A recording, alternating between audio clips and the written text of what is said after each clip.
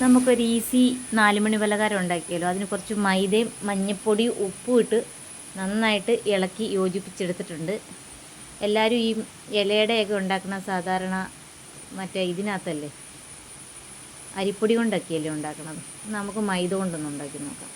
കുറച്ച് വാഴപ്പഴം എടുത്തിട്ടുണ്ട്, പഞ്ചസാര ഇട്ട്.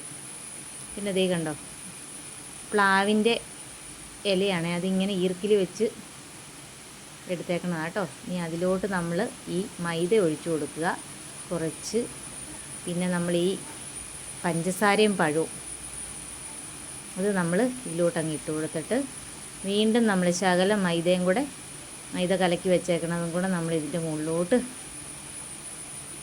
ഒഴിച്ചു കൊടുക്കണം. എന്നിട്ട് നമ്മൾ ചെറുതീയിൽ അടുപ്പേ വെച്ച് അപ്പച്ചെമ്പി വേവിച്ചെടുക്കണം.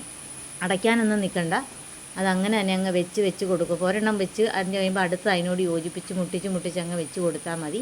അതവിടെ ഇരുന്നോളൂ. ഇതേ കണ്ടോ, ഞാൻ ഇങ്ങനെ വെച്ചാൽ വേവിച്ചേക്കണം. ഇത് നന്നായിട്ട് വെന്തിട്ടുണ്ട് കേട്ടോ. ഇതേ വെന്ത് ഞാൻ പാത്രത്തിലോട്ട് മാറ്റി. നല്ല ടേസ്റ്റിയാണ്, നല്ല രുചിയുമാണ്.